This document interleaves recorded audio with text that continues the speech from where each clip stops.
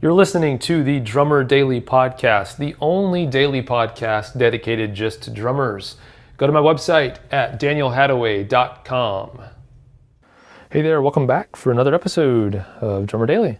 As I mentioned yesterday, we are in the middle of a series on worship drumming, and today is the second of 3 parts. And today I want to talk to you about, so yesterday we talked about sensitivity, and these don't have to go in order, so if you're listening to these out of order, don't worry about it, totally cool. But yesterday we talked about sensitivity, and how hearing how your drums sound in the room can be a big deal for worship drumming, and then also being aware of where people are at and also following the lead of the leader that you're playing with, how that's important. So sensitivity was yesterday. Today, I want to talk to you about dynamics. And like I mentioned yesterday, this kind of feeds off of sensitivity because your dynamics, they need to exist, but that means soft, loud, intense, and all kinds of things in between that I'll get to. But they definitely the dynamic part of everything plays off of how sensitive you are to what's going on in the room, and the worship leader, the people, the goal of maybe like what the message might be if you're kind of theming your songs off of what the preacher might be preaching about, the pastor. That might be something that you want to consider. Anyway, lots goes into that. But the cool thing about dynamics is I want to touch on this unique part of it. There's a lot that goes into dynamics. But what I want to talk about today is dynamics are not just about volume. They're about intensity. And let me kind of explain to you what I mean. There are so many times when, in my experience on Sundays at church, where what we're trying to go for is a laid-back volume. So we actually want like a soft pattern or a soft feel to what's coming out of what we're playing. So there won't be a lot of like heavy guitar riffs or loud screaming, or not screaming, but loud singing. If I was singing, it'd sound like screaming. But anyway, a loud stuff happening. It's going to be more reserved in the tonal shape of what's coming out of our instruments as a band. But even though we're keeping everything quiet, we still want there to be an intensity behind it. And so what I'm thinking about is, think about this. This might be the best way of explaining it.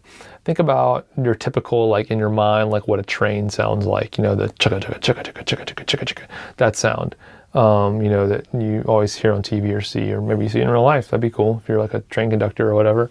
But think about a train that you hear way down the tracks, but you can still hear that chugga chugga chugga chugga sound.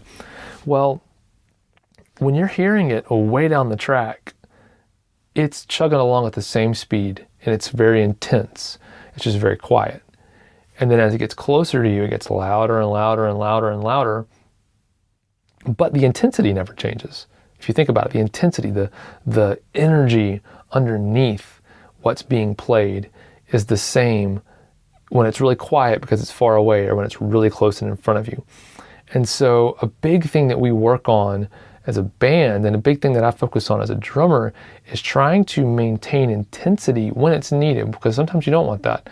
It's playing with intensity, but playing quietly.